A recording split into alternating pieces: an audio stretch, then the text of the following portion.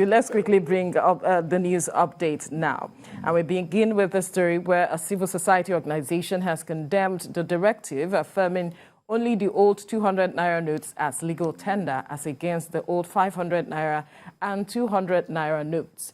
The group, in a press statement issued by the group executive director, Nelson Ekujimi, says affirming just the 200 Naira note as legal tender goes against the Supreme Court orders and is contempt of court.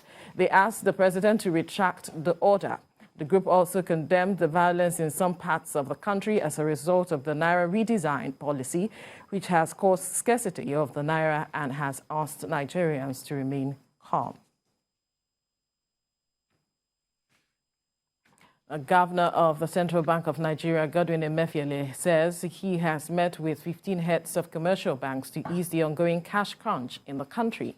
The development followed President Muhammadu Buhari's directive in his national broadcast to the nation. Mr. Emefiele spoke to State House correspondents at the presidential villa on Thursday.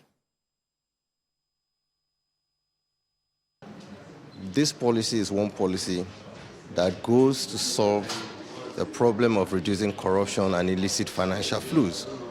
This policy goes to resolve some of the problems in the economy. This policy also goes to reducing the level of insecurity in the country. So these three issues, which are the tripod of this administration's policy, are all embedded in this policy. We should just allow it to work. We keep saying this. There are some temporary pains, but I can assure Nigerians that the long-run benefit to Nigeria is overwhelming, and we should just give it a chance to work. For Nigeria to achieve greatness, ethnic bigotry and disunity must be avoided. Presidential candidate of the All Progressives Congress, Bola Tinubu, gave this advice in Ibadan when he paid a courtesy visit to the Executive Council chambers, where he was received by Governor Seyi Makinde, the former Lagos State Governor, who sought for support as he seeks to occupy the nation's highest political office, promised to serve with honesty and integrity. He lamented about the economic situation across the country, stating that it had become expedient to unite the nation irrespective of political affiliation. The presidential campaign train moves to Makpo Hall, where thousands of supporters welcomed the APC presidential candidate and other dignitaries of the party. My team to be here today. It's a campaign day of different nature for my aspiration to become the elected president of Federal Republic of Nigeria. That cannot occur in a vacuum. I'm aspiring to be the president of a united, one country, Nigeria. To involve a system such that there's inclusivity, there's fairness, there's justice, there's equity in how we run this country. Just like I mentioned, different political parties, different players, but if the country does not survive, then we don't have, the political parties will fade away.